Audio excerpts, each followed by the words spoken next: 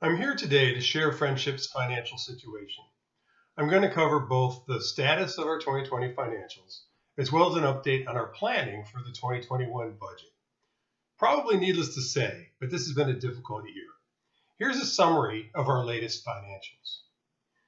As you can see, while both income and expenses are below budget, income is much more so. We have now spent $47,000 over income for the year. This has significantly reduced our reserves. I'm pleased to report that November was significantly helped by the $20,000 annual gift from the General Endowment. But without this, our income for the month would have been about a half of budget. We started the year quite well, with our income significantly ahead of expenses.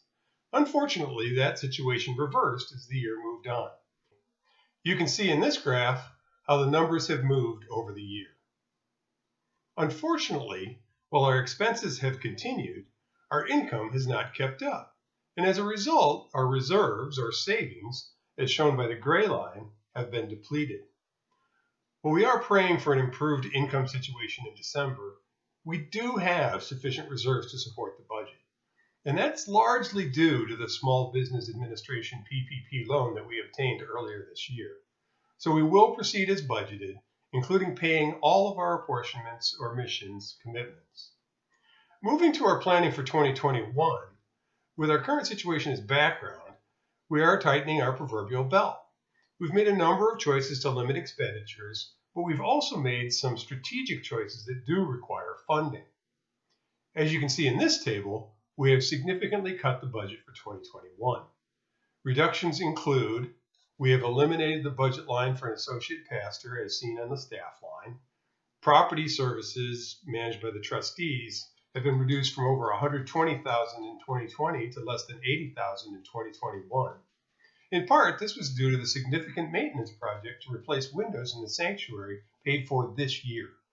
On the other side of the ledger, as you can see, significant funding continues to be needed for staff, where we have maintained all of our staff at flat wages for 2021, and missions, both conference and district apportionments, as well as the friendship missions, have been maintained.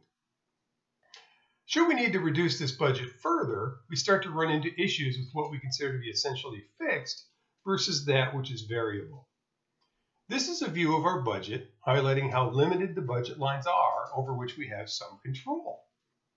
All those pieces in the right pie, broken out from the full budget left pie, amount to only about a fifth of our total budget. We just don't have that many pieces that we could cut further, and that's not what we want to do.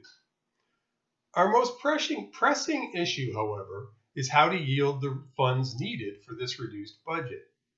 As you can see in this chart, the results of our 2021 pledge campaign so far are significantly below commitments for 2020. So far, we have received 82 pledges for a total of $471,000.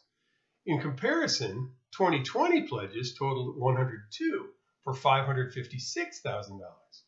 When we add all our other income, we forecast our total income for 2021 to be about $612,000. That remains $55,000 below our current draft of budgeted expenses. So, if we can nudge our pledge number to 100, that would amount to an increased pledge of $550, or only about $10 a week. Based on all this, which I hope wasn't too overwhelming, we are now asking that you prayerfully consider pledging if you haven't, or increasing your pledge if you can. We recognize that current economic conditions just don't allow for everyone to give as they have historically. But for those who can, this church family and the missions it helps support continue to need your funding. We look forward with hope and faith that we will be able to continue operations without requiring additional steps that we really don't want to take. For specific confidential pledge or giving communication, please contact our financial secretary, Edgar Adams. His email is financialsecretary@friendshipwyoming.com. Of course, gifts may be mailed to the church and questions are welcome. Please don't hesitate to contact me, Edgar, or any member of the finance team. Thank you for your time and consideration.